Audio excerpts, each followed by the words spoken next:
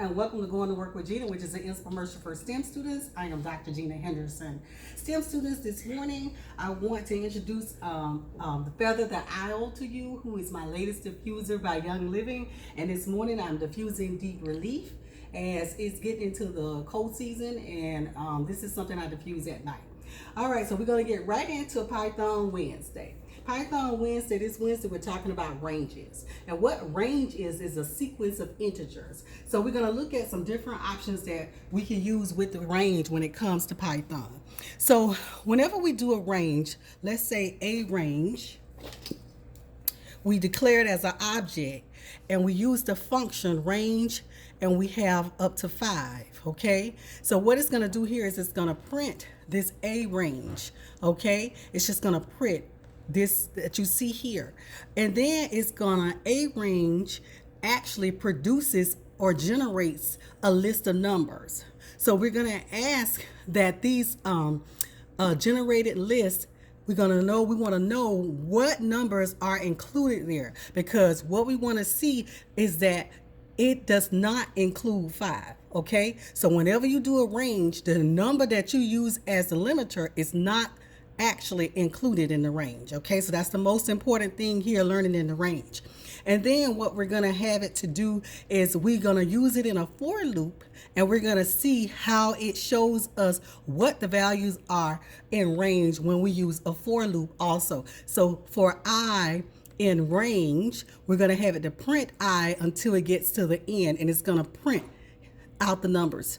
Okay, then we're going to actually look at the range function as a stop only. So like I just said, whenever you put a limiting or definite number here, a limiting number here, it's going to basically stop before it gets to that number, okay? And I'm going to ask it to list what are the numbers in the range. And the next thing we're going to do is we're going to produce a range as a stop and a start. So this time I want the list of integers to start at 10 and to end before you get to 19.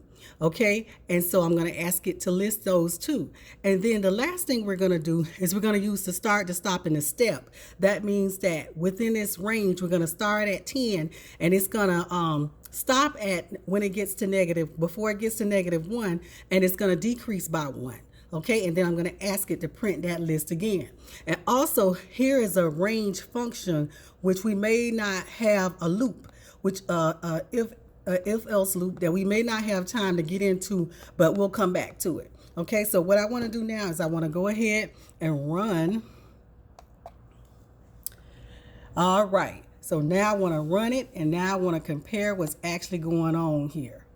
Okay, so here, as you can see, it printed a range is going to be equal to range. So it takes the object, and it shows it as a function, range as a function, and it says it starts at 0 and it goes up to 5. Okay, then I ask it to list the range. So here it actually lists the a range, and it tells you it's 5 numbers, but it includes 0, 1, 2, 3, 4. So those are the 5 numbers that it actually includes in the range.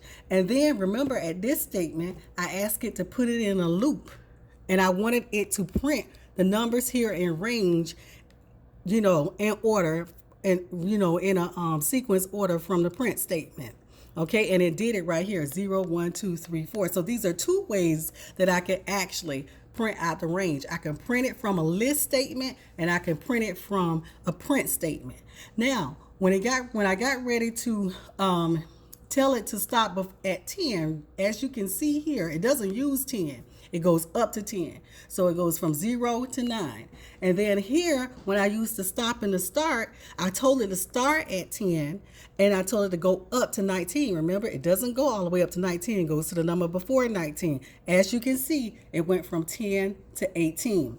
And here, when I actually ask it to go from 10, start from 10, stop at before you get to -1, and you're going to decrease by 1. And so as you can see, it went in descending order, 10, 9, 8, all the way down to 0. Okay, so we'll get into the range at some other time, because I don't want to take too much time. So this is a great feature of the range. Whenever you see a number a definite number here behind the range, that means it does not include that particular number, but it goes up to that number of values, okay? Because it starts at 0. So I want to thank you for going to work with Gena today. If there's any infomercials that you missed, please don't hesitate to go to YouTube, going to work with Gena. Thank you.